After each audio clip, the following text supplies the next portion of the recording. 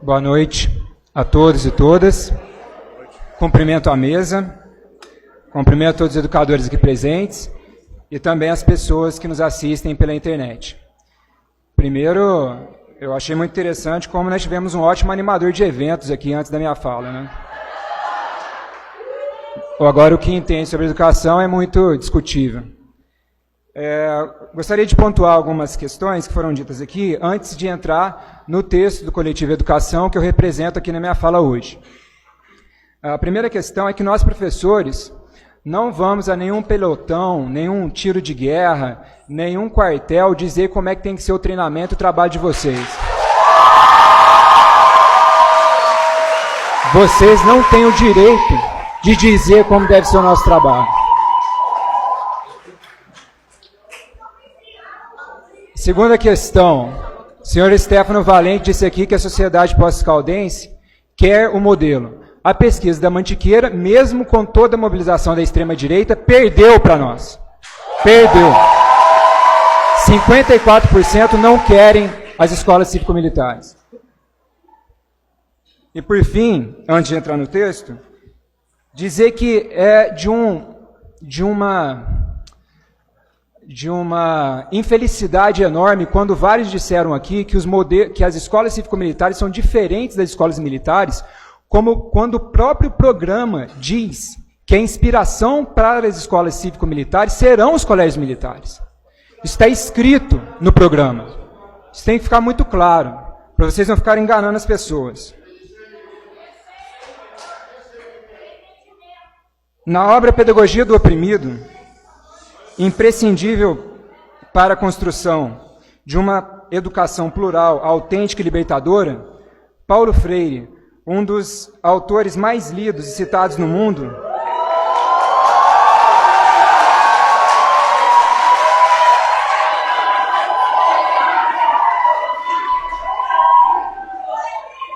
o debate é sobre educação, não sobre astrologia.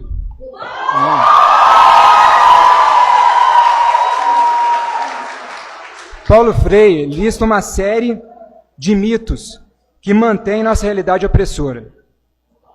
Um desses mitos é a defesa da operacionalidade dos opressores e a preguiça e desonestidade dos oprimidos. Quando analisamos a proposta de instalação das escolas cívico-militares no Brasil, percebemos claramente essa cilada. O erro de acreditar que com imposições, com hierarquização, com rigidez, faremos com que crianças e jovens, tidos como potencialmente desordeiros, entrem na linha, passando a ser obedientes, contribuindo dessa forma para a nossa sociedade tornar-se melhor. A questão é que não precisamos de opressão. Nosso desafio vai no sentido oposto. É justamente a ausência de oportunidades, de perspectiva, de cuidados, de direitos e de sentido que afetam a nossa juventude. E nesse sentido não pode ser imposto, e esse sentido não pode ser imposto com fardas e palavras de ordem para servidão. Todos nós passamos a nos sentir solidários e responsáveis pelo mundo na medida em que incorporamos valores e atitudes autênticas. Acreditar que a adoção de instrução ao estilo militar e educar, no sentido mais profundo da palavra, é desconhecer a complexidade do desenvolvimento humano. O Coletivo Educação defende uma educação pública democrática, laica e de qualidade.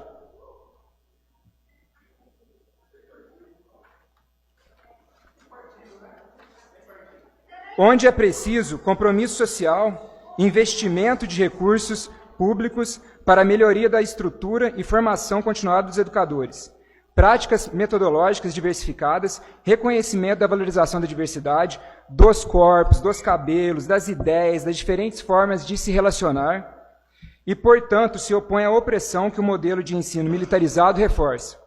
Assim, listamos 5 motivos para a não implementação de uma escola cívico-militar em Poços de Caldas.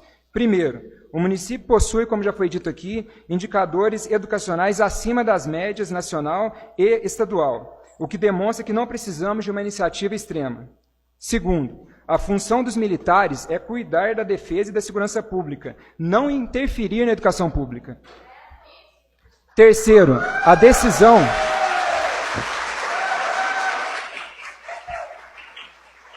A decisão do Executivo de aderir ao programa das escolas cívico-militares foi tomada sob pressão de grupos que não têm compromisso com a educação, sem ter sido garantida ampla escuta às posições de professores, alunos e pesquisadores.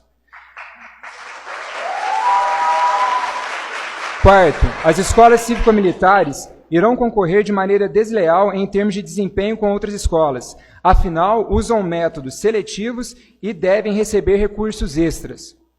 E quinto, em um país democrático, devemos valorizar e fortalecer as instituições democráticas, plurais e inclusivas, e não criarmos modelos repressores que formam pessoas autoritárias, como muitas que nós observamos diariamente.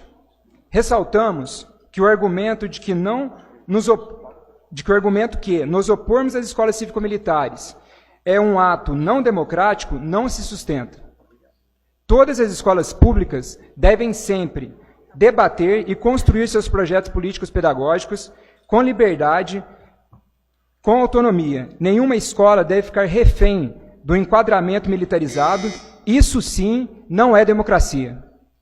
Para finalizar, cabe ressaltar o que diz a estudiosa Miriam Abramovay sobre o assunto. Resolve, entre aspas, a violência por causa do medo da repressão. Lembrando que a manipulação pelo medo e o uso da repressão também são manifestações de violência. Mas não resolve o problema real. Ou seja, o modelo de escolas cívico-militares é incapaz de resolver o problema da violência porque não o combate pela raiz. Apenas estabelece pela coerção a obediência condicionada. Não as escolas cívico-militares, todo apoio à escola pública, democrática e plural.